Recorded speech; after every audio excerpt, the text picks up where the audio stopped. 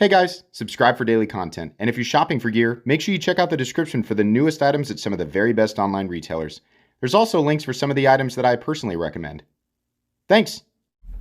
What's going on YouTube? Metal Complex here, and today I've got a very interesting knife unboxing to share with you guys. This is a completely new brand to me. Now I'll tell you right now, the only way to buy this at the moment, he has a note here saying he'll have a website up for the next design, but you got to go through his Instagram account. Normally I'd be like, but this gentleman was vouched for by Sergio, who is the head of Kunmu Knives and obviously a close friend. So if Sergio gives it the thumbs up, it's got the green light. But this gentleman is the lead designer with BMK Designs. His name is Blake, and this is, I believe, his first design. The note here says that he's got 40 of each variation left. So I'll have all the appropriate links down in the description. So you can either go to his Instagram account, or you can also go through his email, which he said that he'll email you an invoice. So I'm going to show you guys. You can use my description down there, or you can use this note here. But there's his email address, and he can email you an invoice. So there you go. But the OEM for this knife, which is called the Ether, by the way, is Bestech. Very interesting design. I've actually seen a picture of it, not yet handled it. So thanks to my patrons for supporting me. Thanks to BMK for sending this in for me to take a look at and share with you guys. And make sure your notifications are on for the Metal Complex YouTube channel. BMK Designs, I like your logo. I like how you work the knife handle into the king's crown there. That's very classy. It looks good. Okay. Ether, here we go. So what we have here, now there are textured ones as well. I think he said here in the note, the Ethers are available in smooth and milled titanium. Each come with a hollow ground / belt satin Magna Cut blade. And I believe Bestech is doing a pretty darn good job with Magna Cut. I think it's either 6263 or 6264, which is great. So we have titanium frame lock. I love how you put your logo down there in the relief cut. We also do that with my knife, and I think that's a really cool way to do that and keep your logos off of the blade. Now, before I see the blade, I shouldn't start talking about that. A clean blade is always preferable. A little bit of billboarding's not bad. The worst way to do it is how Microtech does it, or I've even seen Benchmade put a website on a blade before, which is the worst thing that I've ever seen. I'd rather floss my eye sockets with barbed wire than look at a website printed on a blade. But anyways, it's nice that you have put your logo in the relief cut. That's very cool. I like the little harpoon notch here. I can already tell this is going to be a very good reverse flipper. Very, very good. So this is hollow ground, right? Ooh, very, very nice. I love the little notch here. Like I said, the harpoon notch. The swedge initially I thought was slightly hollow, but it is not. It's just a nice, big, aggressive sort of harpoon swedge there.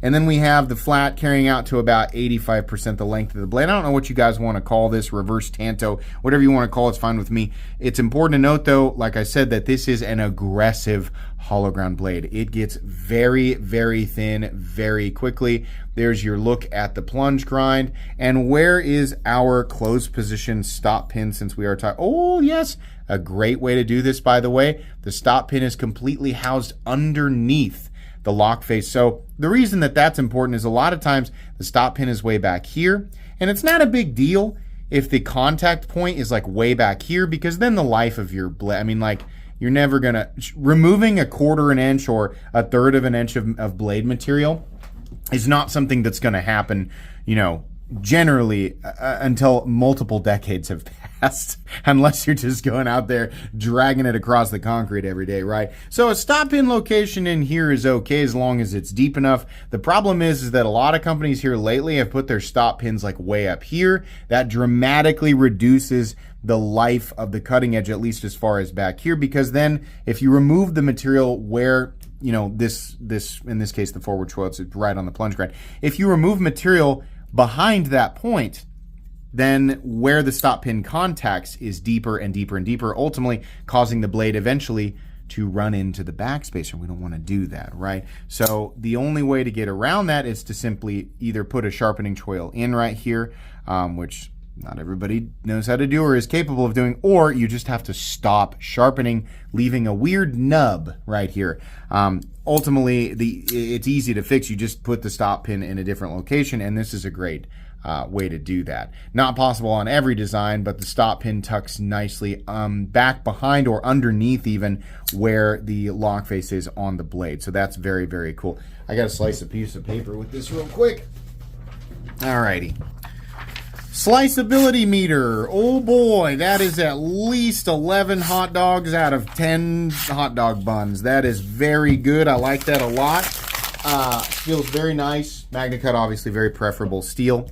Ergonomically, also really, really nice. We have a nice little choke up spot up here that complements the index finger position very well.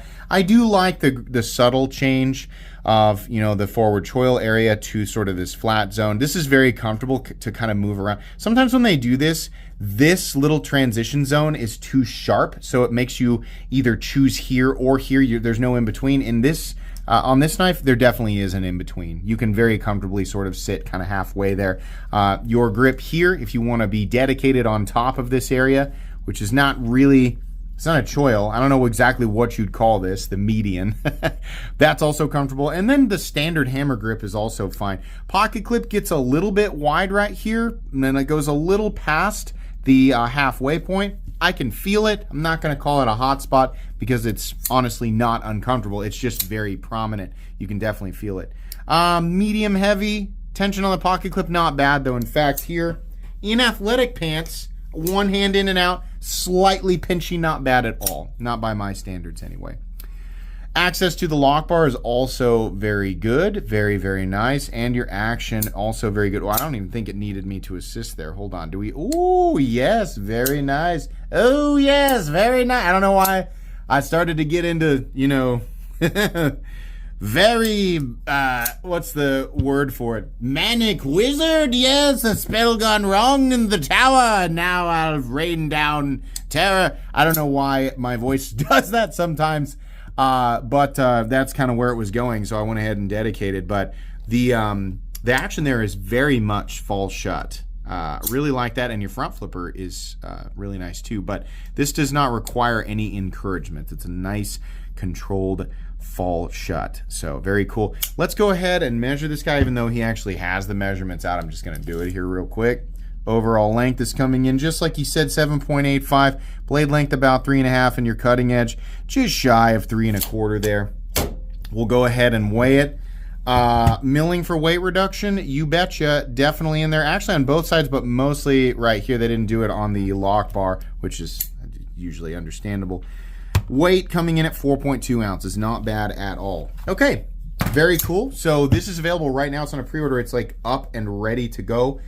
So he has 2 variations as of at least the time that I'm recording. You guys are going to see this down the road. But as of the time that I'm recording this, he says at 40 variations of each. So the plain tie and the milled tie versions. So yeah, check it out. Go to his Instagram or send him an email. I'm sure that he'll send you pictures if you want to take a look at the milled ones. But if you're on Instagram, you can just, I just went to his account. You can just go over to his account and take a look at what they look like. But right in his bio, I think is where the checkout page is, where you can go buy it. So very cool. Thank you very much for letting me share this with everybody. That's going to be it from me today. Please make sure to follow me on Instagram at metal_complex. If you enjoyed this video, leave a like. If you'd like to check out my other content, I do, of course, have lots of videos of knives that are either expensive or inexpensive that I do or don't like, so check those out. And if you enjoy all my content, go ahead and click on that Metal Complex logo right there and subscribe because there's definitely more coming. Thanks again for watching, everybody, and have a great day.